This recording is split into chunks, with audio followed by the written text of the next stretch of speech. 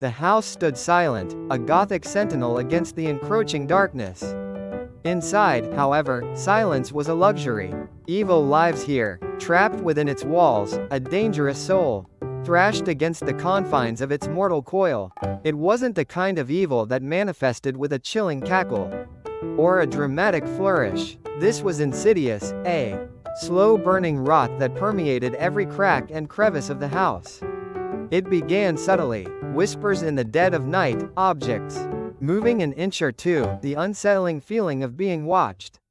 Then the shadows deepened, and the whispers became voices, laced with malice and intent. The trapped soul, its essence corrupted by years of isolation and despair, was the architect of this growing malevolence. Its prison was this very house, a labyrinth of hallways and rooms where the past clung like a shroud. Each room held a fragment of the soul's history, a memory tainted by bitterness and regret. The living, if they dared to enter, were not just visitors, they were fuel. The soul fed on their fear, their vulnerabilities, their secrets. The more they revealed, the stronger it became. Trapped and fueled by the very structure that held it, it plotted its escape.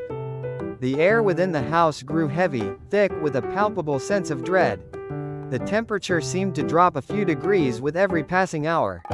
The walls, once adorned with portraits of smiling faces, now bore the marks of its torment, scratches, gouges, and symbols of a language unknown but undeniably sinister. The dangerous soul, confined yet all-powerful within its domain, waited for its opportunity. The trapped soul needed a vessel, a conduit to the world beyond. Any living being would do, but the vulnerable were the easiest targets.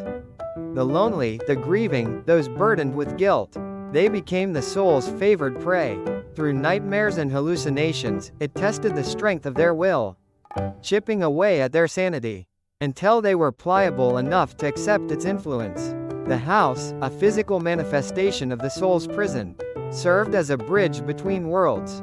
It was a place where the veil between the living and the dead thinned, where the boundaries of reality blurred.